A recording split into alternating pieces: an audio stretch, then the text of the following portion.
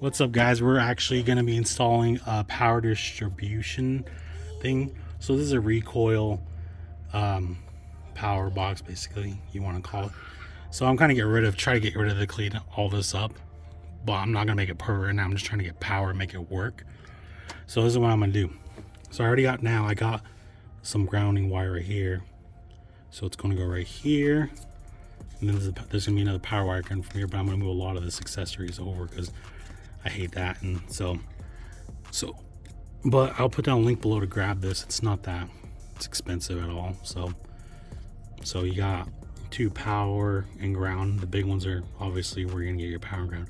That has these little tiny screws on them. I got 4 of them, so I can hook any auxiliaries or whatever to them. So, and yeah, it's not too bad. It comes with a little bit of things, but I had to go buy some extra stuff just to make it work for my situation.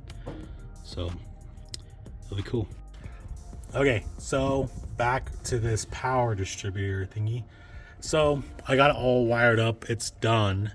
It's not as hard as I was making it. I don't know why. So finally cleaned up this huge mess I had here. It's so awesome. Now it looks super clean. This obviously doesn't, but I'm gonna eventually do it once I got a hydro boost, and I'll have to show you that here in the next couple of videos. But I got a new hydro boost. Have the new power steering pump, and I've gotten 2 of the low pressure lines. I have one coming, and I already have the other one, so that'll be nice. But I'm gonna do all that when I do that, because I reorganize this. But anyways, going off subject, this is what it is. It's super easy. So let me take it apart. I'll show you. Okay, so I took off the cover and the caps that hold it on. But anyway, so here's the power wire. It's just an 8 gauge, which I think is plenty just for like the little things I have, my LED lights and like a pump and everything. It's not in my heater, but I did a fuse on it. So I basically I didn't have enough or whatever power cord. So I literally went and just bought a stereo kit at Walmart, just the 8 gauge, because I already had the 8 gauge negative. I just wanted different colors. I don't know, you don't need to do this, but anyway, so I did that. So the ground is ran from right here, and it goes that way to the bottom piece. And you can also wire up like little tiny things here and there and stuff. And then I have my power, and so like I said, I have a fuse now just in case, something pops or something goes on.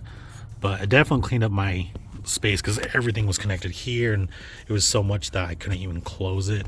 So I kind of has like, it's all like scratched up and drilled through and this and that, but one of the holes came actually perfect for the power. So, and then I just screwed it into the fuse box, made sure I didn't hit anything fuse wise into it, and yeah, it's stable, nothing works.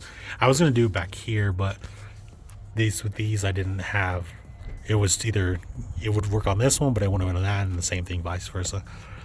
So after I do my hydro boost and power steering and everything, I'm gonna reorganize that, make it look clean, maybe get some nice wire loom and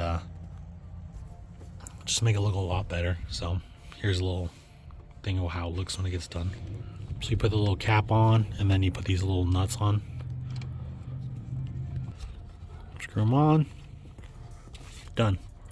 So that just holds the thing on and makes it look a little cleaner right there. But like I said, I'm going to do it all later. So it's definitely nice because now I can just hook up to one thing and they're not all like right there.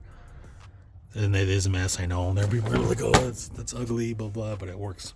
It's awesome. I'll put down a link below to grab one. But yeah, there you go.